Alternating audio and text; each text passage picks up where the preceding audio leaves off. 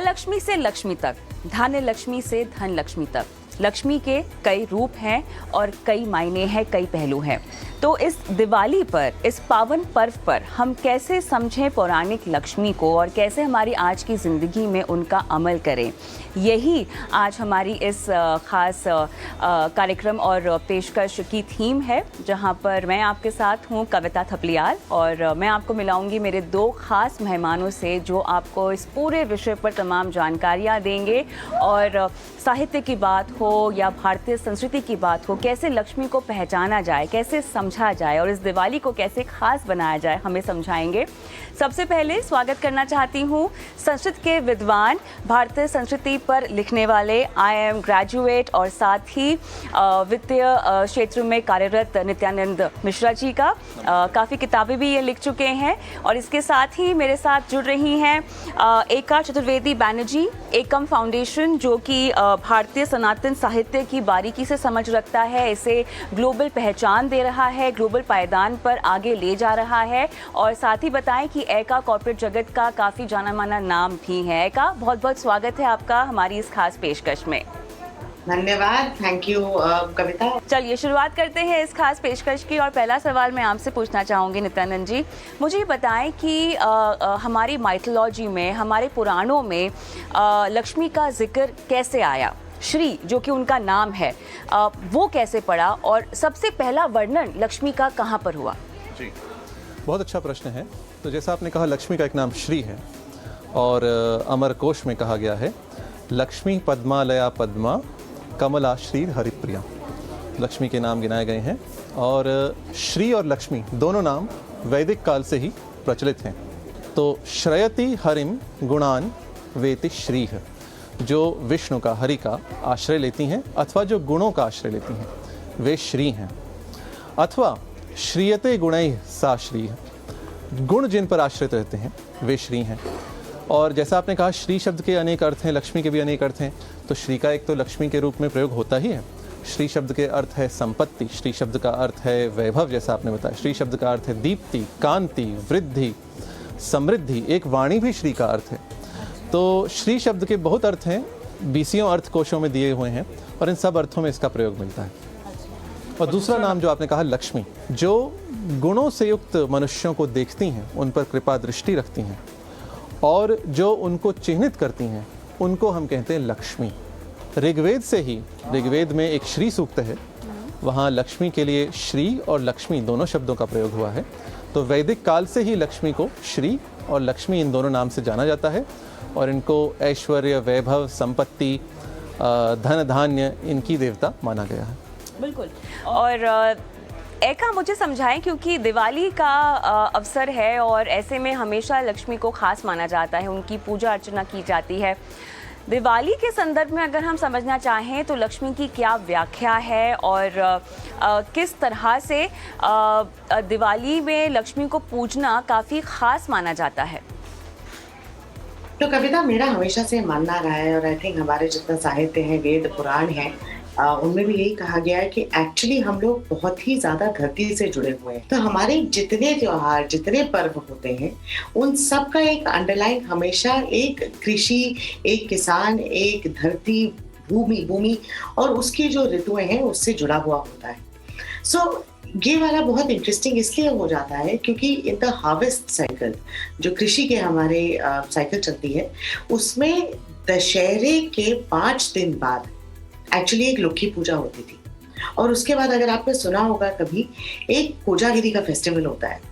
तो होता ये है कि दशहरे के 5 दिन बाद हम धान काट के उसको सुखाते हैं और उसको सुखा रहे होते हैं जब, तो ताकि रात को उसमें चूहे ना खा जाए या तरह तरह के जानवर उसे खा ना जाए, इसलिए लक्ष्मी पूजा विच इज दशहरे के 5 दिन बाद से लेकर दिवाली के दिन तक हम कोजागिरी करते हैं, विच इज बेसिकली कि भैया सब जागते रहो रात भर। तो आपने सुना भी होगा कि मध्य प्रदेश में भी और महाराष्ट्र में भी और बिहार में भी एक रात को आवाज दौड़ती है जो कि लक्ष्मी पूजा से शुरू होती है और दीपावली तक चलती है, कोजागरी।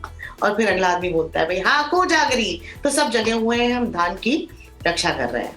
दीपावली का जो दिन होता है उस दिन हम इस धान को, ये धान तैयार हो जाता है और ये धान अब बाहर बेचने के लिए तैयार है, ये धान कंज्यूम करने के लिए तैयार है। ये ट्रांजिशन जो है, जो हमारा ट्रांजिशन है कि अब हम खेती से व्यापार की तरफ को जो ट्रांजिशन कर रहे हैं, उस ट्रांजिशन के लिए हम एक्चुअली लक्ष्मी जी की आशीर्वाद लेते हैं, उनको पूछते हैं, और ये यज्ञ इसलिए दीपावली पर होता है। बिल्कुल, बहुत खूबसूरती से आप दोनों ने एक समा बांध दिया इस शो को लेकर, लेकिन इसको आगे बढ़ाते हैं और अब थोड़ा सा वेदों और पुराणों में धन के अलावा लक्ष्मी को क्या क्या कहा गया है, क्या क्या मायनों से समझा गया है, मुझे ये समझना है। अथर्ववेद और ऋग्वेद, मेरे ख्याल से ये दो वेद हैं जिनका जिक्र आपने कई बार किया जब हमने बात भी की थी। मुझे ये बताएं कि किस तरह से लक्ष्मी की व्याख्या दी गई है और किन किन गुणों से उनको किन किन गुणों के ज़रिए उनको समझाया गया है, जो शायद बहुत ज़रूरी है आज की तारीख में हमें अपनी ज़िंदगी में उसको समा लेना। तो जैसे बहुधा लोग मानते हैं लक्ष्मी धन की देवी हैं, परंतु यदि हम वैदिक और पौराणिक साहित्य और महाभारत का अवलोकन करते हैं तो वहाँ धन तो केवल एक पक्ष है। वहाँ उनको वाणी की देवी, वहाँ उनको ऐश्वर्य की देवी, वहाँ उनको सैन्य बल की देवी, ये सब माना गया है। जैसे एक उदाहरण देता हूँ। धन की देवी नहीं है। नहीं, धन एक पक्ष है। धन हमारे यहाँ एक पुरुषार्थ है जो अर्थ है, परंतु लक्ष्मी जी का स्वरूप अर्थ से और धन से बहुत व्यापक है। और जैसे धन का मतलब भी केवल पैसा नहीं होता, इसके बारे में हम बाद में बात करेंगे। तो धन में निवास तो है ही, परंतु जिन लोगों ने अपनी वाणी पवित्र की है उसमें निवास ऋग्वेद में बताया गया है। और एक बहुत रोचक बात है, जब हम महाभारत में आते हैं तो महाभारत में एक प्रहलाद और लक्ष्मी का संवाद मिलता है। तो वहाँ लक्ष्मी जी बताती हैं उनका निवास कहाँ कहाँ रहता है। तो वहाँ वे कहती हैं मेरा निवास रहता है तेज में, मेरा निवास रहता है बल में, मेरा निवास रहता है धर्म में, मेरा निवास रहता है सत्य में, मेरा निवास रहता है शील में, और मेरा निवास रहता है वृत्त में। और एक और बात वे कहती हैं सबसे प्रिय मुझे शील है। शील अर्थात चरित्र, तो अच्छा चरित्र, गुड कैरेक्टर जिसे कहते हैं, तो शील लक्ष्मी को सबसे प्रिय है। और वे कहती हैं जो सच्शील व्यक्ति है, जो सच्चरित्र व्यक्ति है, उसके पास रहने में वो सर्वाधिक आनंदित रहती हैं। तो ये सब निवास स्थान महाभारत में और वेदों में जो विशेषण हैं ये लक्ष्मी जी के बताए गए हैं। तो इसी को आगे ले जाते हुए एका लक्ष्मी जी को जैसा कि बताया नित्यानंदा जी ने भी कि शील बेहद पसंद है, यानी वो शख्स जिसका चरित्र बहुत अच्छा हो। तो हम अक्सर कहते हैं कि लक्ष्मी चंचल होती है, तो क्या लक्ष्मी चंचल होती है या हमारा चित्त चंचल होता है? तो कविता, जैसे नित्यानंद जी ने कहा कि महाभारत में उन्होंने कहा है शील चरित्र की बात करी है। महाभारत में भगवद गीता में तो उसमें एक्चुअली 3 श्लोक हैं जिसमें भगवान श्री कृष्ण ने अर्जुन को समझाया है कि लक्ष्मी अगर आपके पास आए तो उनका बहना, उनका जाना, उनका चलते रहना बहुत जरूरी है। अगर आपने लक्ष्मी को पकड़ के लालच में, लालसा में अगर दबा के रख लिया अपने अंदर या होल्ड कर लिया, तो आपकी असुरी संपत्ति मानी जाती है। और ये इसलिए इंटरेस्टिंग है क्योंकि हम समझते हैं कि लक्ष्मी हमारे पास आ गई एक बार, बस बहुत अच्छी बात है, हमारे पास धन आ गया, धान्य आ गया, विद्या आ गई, और अब हमारी जो रिश्तेदारी है लक्ष्मी जी से वो पूरी हुई। बट एक्चुअली लक्ष्मी जी का जो रहना है उससे ज्यादा जरूरी उनका बहना है। और इसलिए जो हम शील आचरण की बात कर रहे हैं या लक्ष्मी हमारे पास आती है, तो ये बहुत जरूरी है कि उनका दान हो, क्योंकि लक्ष्मी, जैसे नित्यानंद जी ने भी कहा, कि वो धरती है, वो धरा है, वो प्रिजर्वर है, वो इस दुनिया को चलाती है। और इसलिए अगर कहीं पे वो रुक गई तो वहां पे जीवन रुक जाता है, राइट। तो हमारे हिसाब से ये जो चंचल मन है, उस चंचला का कॉन्टेक्स्ट हमारे मन के चंचल होने से ज्यादा है कि लक्ष्मी का चंचल होना, उनका चलते रहना ज्यादा जरूरी है।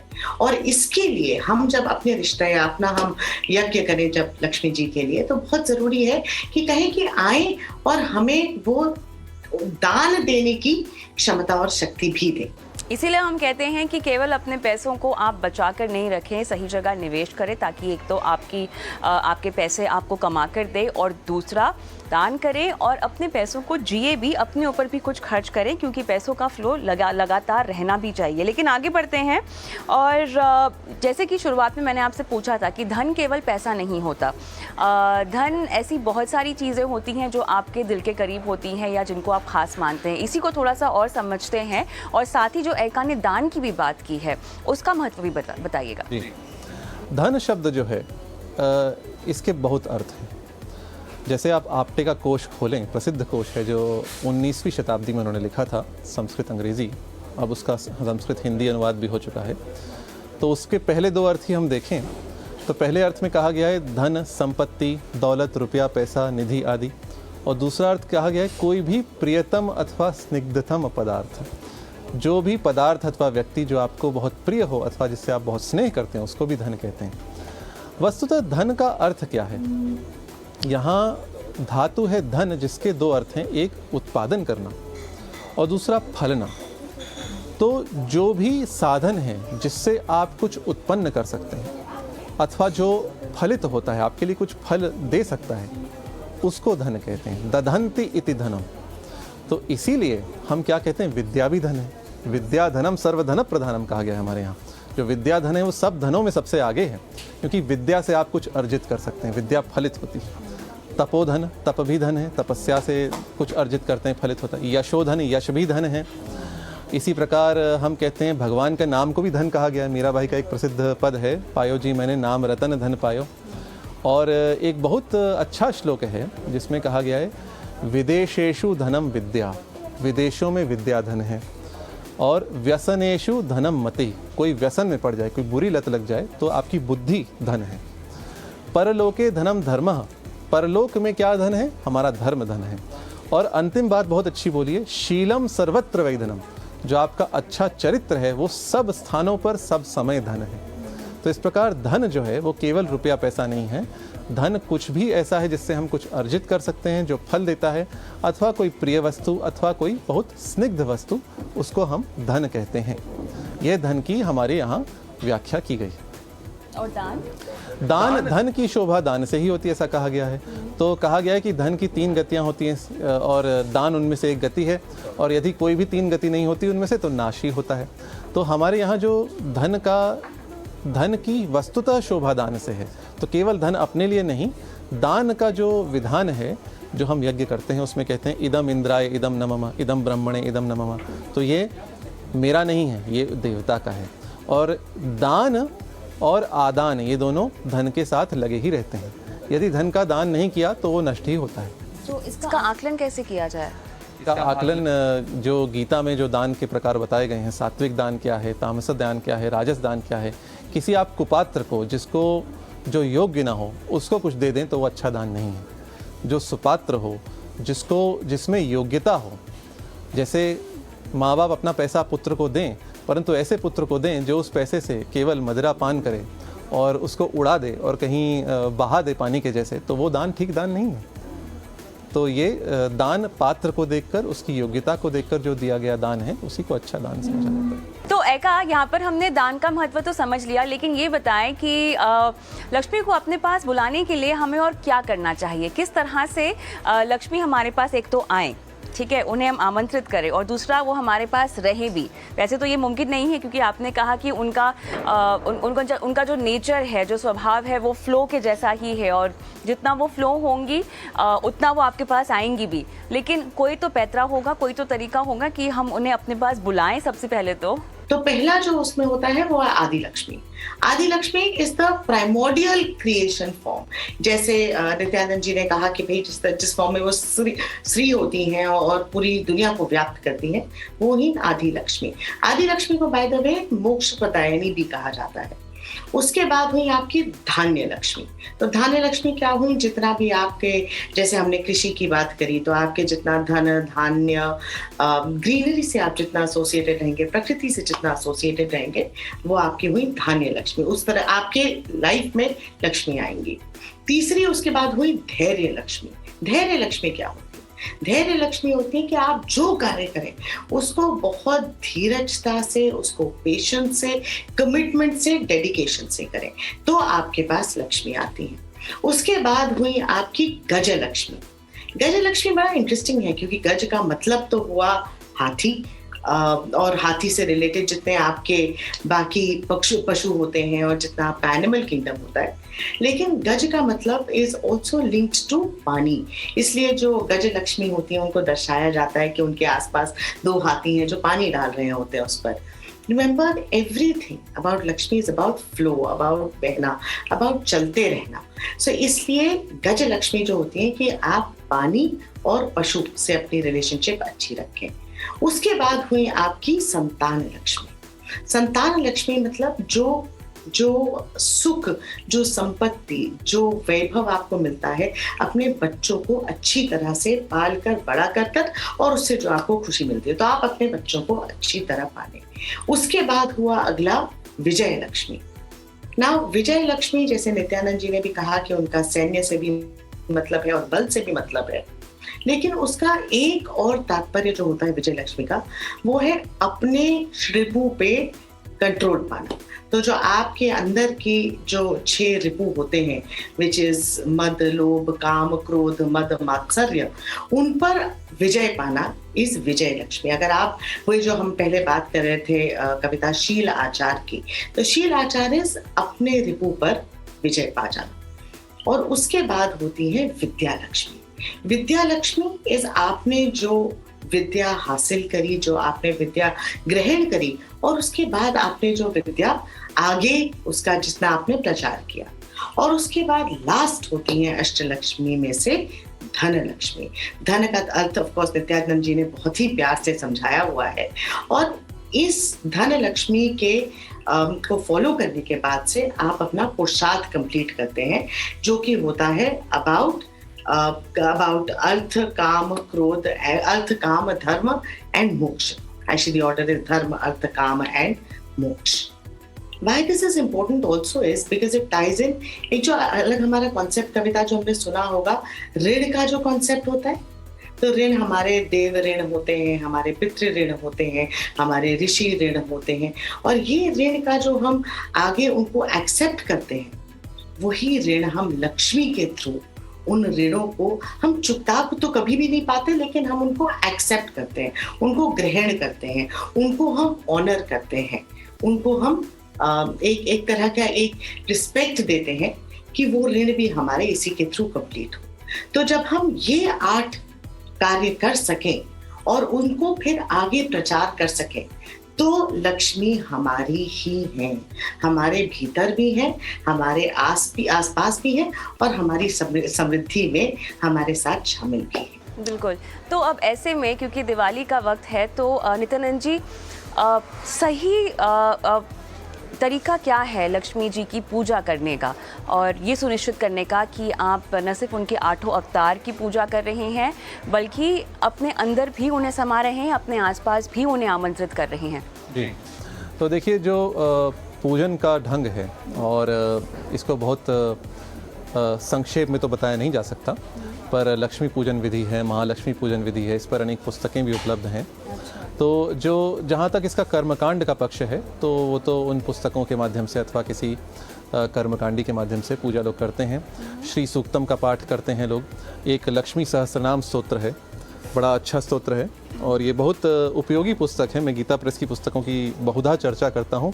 केवल 8 रुपये की पुस्तक है, केवल 8 रुपये की पुस्तक। और लक्ष्मी सहस्रनाम स्तोत्र, इसका पाठ भी बहुत लाभदायक है। तो ये तो पूजा के पक्ष है। पर एक जो पक्ष है, जो बात कही गई है पंचतंत्र में, परंतु शास्त्रों से सम्मत है। कथाओं में बात है पर शास्त्रों से सम्मत है और वो बात बहुत अच्छी भी है। वो बात पंचतंत्रकार ने 3 बार कही है पंचतंत्र में। और वो क्या कहा है, जो बात हुई एका जी के साथ आपकी, लक्ष्मी कहाँ रहती हैं, कहाँ जाती हैं, किसके पास जाती हैं, तो वहाँ कहा गया है उद्योगिनम सततमत्र समेति लक्ष्मीर दैवम ही दैवम इति का पुरुषा वदंती। जो उद्योग करता है, जो परिश्रम करता है, जीवन का नाम ही चलते रहना है, परिश्रम करना है, धन हो तब भी परिश्रम छोड़ता नहीं, करता रहता है, उसके पास लक्ष्मी का वास रहता है। तो मेरे मायने से मैं कर्मयोगी हूँ, अपने आप को मानता हूँ मैं कर्मयोगी। तो एक कर्मयोगी के लिए लक्ष्मी को साधने का यही प्रयास है, उद्यम करता रहे, परिश्रम करता रहे, उद्योग करता रहे। और यही हमारे बिजनेस के लिए भी एक सूत्र है, हमारे इकोनॉमिक टाइम्स के लिए भी सूत्र है, जो उद्यम करता रहता है उसके पास लक्ष्मी आती है। तो अब इन सब के बीच में एका जो लक्ष्मी पूजा के दिन लोग ताश खेलते हैं, जुआ खेलते हैं, इसके पीछे क्या वजह है? इसका बहुत ज़्यादा चलन है। तो हमने इसकी बात करी थी शुरुआत में कविता, जब हमने कहा था कि ये जबकि इसका ओरिजिन बहुत ही कृषि पर्व के रूप में था और द ट्रांजिशन फ्रॉम कृषि टू ट्रेडिंग का था, लेकिन आज हमने इसको अपना ट्रेडिंग न्यू ईयर बना दिया है। इनफैक्ट आपको पता है पुराने ज़माने में जब दीपावली, तो खैर उसका तात्पर्य तो बड़ा ही राम और श्री राम की कथा से लिंक्ड है, लेकिन उस ज़माने में भी बंगाल में इसका जो नया खाता खुलता था या नया ट्रेडिंग अकाउंट खुलता था, ट्रेडिंग अकाउंट क्यों खुलता था इस समय? ट्रेडिंग अकाउंट इसलिए खुलता था क्योंकि अब आप कृषि से व्यापारी बन रहे थे, अब आप अपने धन धान्य को बाहर लेकर जा रहे थे और इससे पहले आप आशीर्वाद ले रहे थे। तो एक्चुअली दीपावली को आज भी घोटी बंगाल में हाल खाता कहा जाता है। इनफैक्ट इवन इन गुजरात उसको चोपड़ा कहा जाता है। तो ये जो हम लोगों के प्रथाएं अब बन गई हैं और काफ़ी स्थापित भी हो गई हैं कि भाई इस दिन आप कुछ धन से, कुछ धान्य से रिलेटेड उनके साथ कुछ उनकी पूजा करें, उनको थोड़ा खेल में लाएं। तो इसलिए वो एक शुभ लगन सा माना गया है कि इसको करने से आपको धन भी ज़्यादा मिलेगा, धान्य भी ज़्यादा मिलेगा। लेकिन मैं आपको वचन दे सकती हूँ कि इसकी कोई पौराणिक महत्व नहीं है। नित्यानंद जी करेक्ट करें मुझे अगर मैं गलत हूँ उस पर, लेकिन ये हमारे प्रथा में आ गया है, हमारे चलन में आ गया है अब। लेकिन उसका ओरिजिन जो है वो यही है कि हाँ भाई अब मैंने अपने आप को एक कृषि से व्यापारी बना लिया। जैसा आपने ठीक कहा, जुआ खेलने की और द्यूत की निंदा ही की गई है। अच्छा। जो हमारे नीति शास्त्र के ग्रंथ हैं, कामंदकीय नीतिसार हो, उसमें कहा गया है युधिष्ठिर को अथवा रुक्मी को अथवा नल को जुआ खेलने से दुख ही मिला था, इसलिए एक राजा को चाहिए जुआ न खेले और जुए की चुनौतियों से दूर रहे। तो महाभारत में ऐसी कई कथाएं भी हैं जिनमें जुए की बुराइयों को बताया गया है और कहा गया है जुए से दूर रहना चाहिए। तो विक्रम संवत की मैं बात करती हूँ, नया साल लग रहा है और ऐसे में मुझे बताएं कि इसका मूल क्या है, इसका ओरिजिन कैसे हुआ था और इतना महत्व क्यों देते हैं हम इसे? तो जो संवत शब्द है, पहले इनको समझते हैं। विक्रम तो विक्रमादित्य के नाम से है, जिन राजा के नाम से ये संवत्सर चलता है। जो संवत शब्द है वो पूरा शब्द है संवत्सर। तो संवत्सर शब्द का क्या अर्थ है? संवसन्ति अत्र इति संवत्सरः, जहाँ 6 ऋतुएं, जहाँ 12 मास रहते हैं उसे संवत्सर कहते हैं। और तैत्तरीय आरण्यक में एक बहुत अच्छी उपमा आती है, जैसे छोटी छोटी नदियाँ एक बड़ी नदी में मिल जाती हैं, वैसे काल के छोटे छोटे मान, जैसे क्षण हो गया, जैसे घड़ी हो गया, मुहूर्त हो गया, दिन हो गया, रात हो गया, मास हो गया, पखवाड़ा हो गया, ये सब एक संवत्सर में मिल जाते हैं। तो संवत्सर एक पूरा चक्र पूरा बनता था, क्योंकि 6 ऋतुएं बीत गईं, अब दोबारा उसी फसल को बोने का समय आया, अब दोबारा उसी पर्व का समय आया। तो एक काल चक्र का एक आवर्तन पूरा होता था, तो इसलिए संवत्सर का महत्व मानते हैं।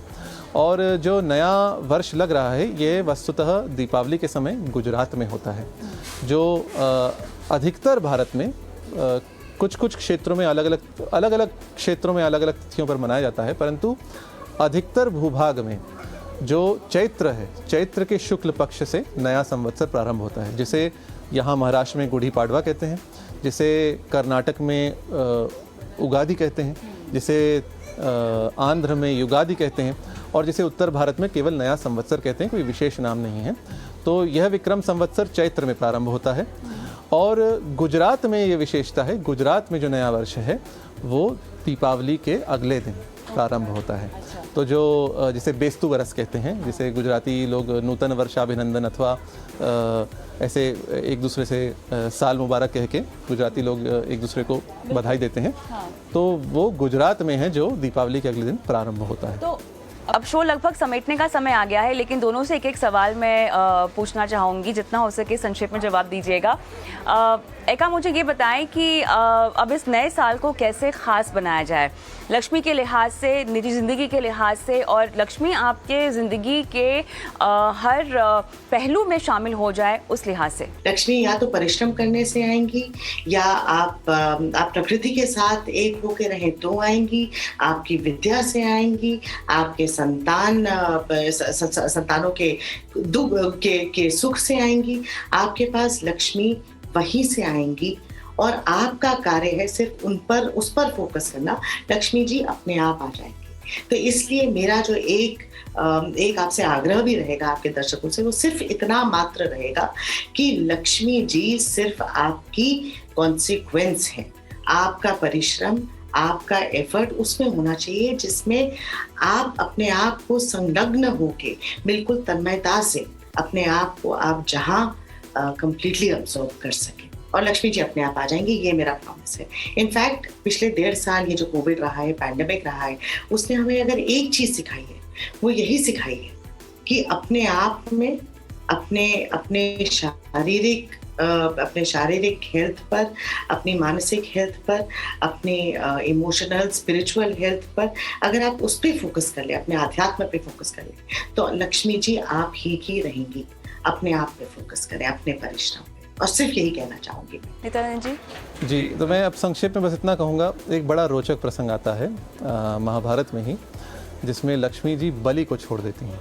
चरित्र, शील, इसका निर्माण करें और वासना, दुर्गुण, चोरी, इनसे दूर रहें, तो लक्ष्मी जी देवी के अनुसार ही उनका वास गुणों में रहता है, धन में नहीं, गुणों में रहता है। तो सद्गुणों का निर्माण करें, अवगुणों से बचें और नए संवत्सर का स्वागत करें, और इसी के साथ लक्ष्मी जी के लिए सद्गुणों का निर्माण करें, दुर्गुणों से बचें। बिल्कुल, इसी प्रार्थना के साथ और इसी कामना के साथ आज इस शो को हम भी यही समाप्त करते हैं। मुझे यकीन है, मुझे विश्वास है कि ऐसे बहुत सारे पहलू जो कि हम नहीं जानते थे लक्ष्मी के बारे में, अब हमें समझ में आए हैं, और अब वक्त आ गया है कि हम सब इसका मन से मंथन करें और सोचें कि कैसे अपने जीवन में और अपने आप में बदलाव लाया जाए, ताकि लक्ष्मी हमारे करीब आए और हमारे साथ बनी रहे। बहुत बहुत शुक्रिया आप दोनों का इस खास पेशकश में साथ शामिल होने के लिए। मुझे भी इजाज़त दें और एक बार फिर से जाते जाते आप सभी को दिवाली की शुभकामनाएं। नमस्कार।